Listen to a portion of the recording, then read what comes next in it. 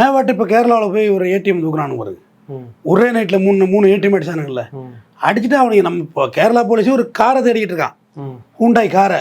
அவன் அந்த காரையே ஒரு கண்டெய்னரில் ஏற்றிட்டான்.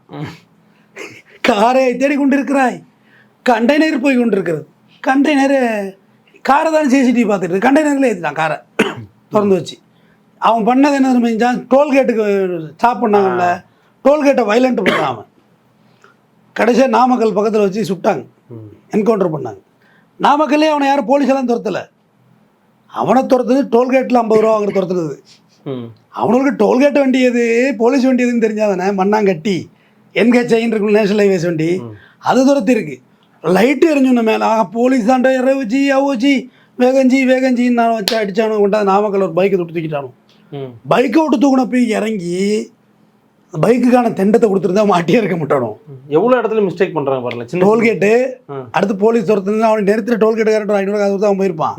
அடுத்து பைக்காரன் உடச்சான், பைக்கை மோதினாங்க நாமக்கல்ல ரிவர்ஸ் எடுக்கிறேன்னு, அந்த பைக்கே 1 லட்ச ரூபா தான் வச்சுங்க.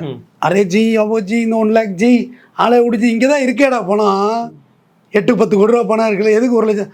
அவனை ஒத்துமா ரவுண்டு போட்டாங்கன்னு சொல்லி கண்ணாப்புனான்னு ஓட்டி போலீஸ் சேஸ் பண்ணி ஃபயரிங் பண்ண ஆரம்பிச்சிட்டானோ. அப்புறம் தான் போலீஸ் சுட்டு வீழ்த்தினாங்க நாமக்கல்ல. இப்போ சமீபத்தில் நடந்தது.